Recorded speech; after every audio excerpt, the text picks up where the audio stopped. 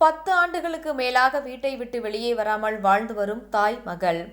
குப்பை நிறைந்த அவல நிலையில் தங்கியிருக்கும் அடுக்குமாடி குடியிருப்பு அதிர்ச்சியை ஏற்படுத்தும் செல்போன் காட்சிகள்.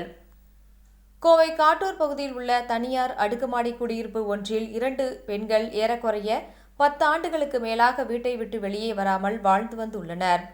அந்த பெண்மணிகளில் ஒருவர் பெயர் ருக்குமணி, ஏறக்குறைய 40 வயது. மற்றொருவர் அவரது மகள் திவ்யா, வயது 40 இருக்கக்கூடும்.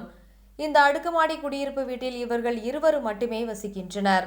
பல வருடங்களாக வீட்டை விட்டு வெளியே வராமல் இருந்தாலும் அக்கம் பக்கத்தினர் யாருடனும் எந்தவிதமான பேச்சுவார்த்தையும் இல்லாமல் இருந்தாலும் வெளி உலக தொடர்பே இல்லாமல் இருந்து வருகின்றனர்.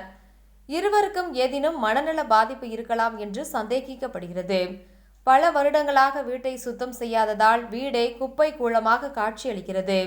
அதற்குள் எறும்பு, கரையான், பல்லி, பூரான், கரப்பான், எலி, மூட்டைப்பூச்சி என்று ஏகப்பட்ட ஜந்துகள் வீடு முழுவதும் நிறைந்து கிடக்கும் குப்பையில் இருக்கின்றனர்.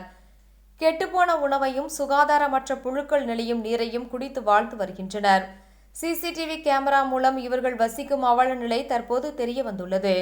இத்தகைய சூழலால் அவர்கள் இருவருக்கும் பாதிப்பு ஏற்படுவதோடு அந்த அடுக்குமாடி குடியிருப்பில் வசிக்கும் மற்ற குடும்பங்களுக்கும் கூட சுகாதார சீர்கேடு மற்றும் தொற்றுநோய் பாதிப்பு ஏற்படலாம் என்பதால் இது தொடர்பாக உடனடியாக நடவடிக்கை எடுக்க வேண்டிய அவசியம் உள்ளது.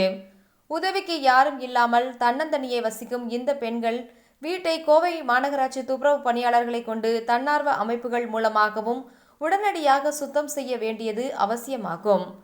வீட்டை சுத்தம் செய்து மனநல பாதிப்பு உள்ளாகியிருக்கும் இந்த பெண்மணிகள் இருவரையும் இத்தகைய மோசமான சூழலிலிருந்து மீட்டு உரிய மனநல ஆலோசனை மற்றும் சிகிச்சை அளிப்பதோடு அவர்களுக்கு யாரேனும் உறவினர்கள் இருந்தால் தகவல் தெரிவித்து அவர்களது நிலைமையை மாற்ற உரிய நடவடிக்கை மேற்கொள்ள வேண்டும் என்பது அந்த அடுக்குமாடி குடியிருப்பு வாசிகளின் எதிர்பார்ப்பாக உள்ளது.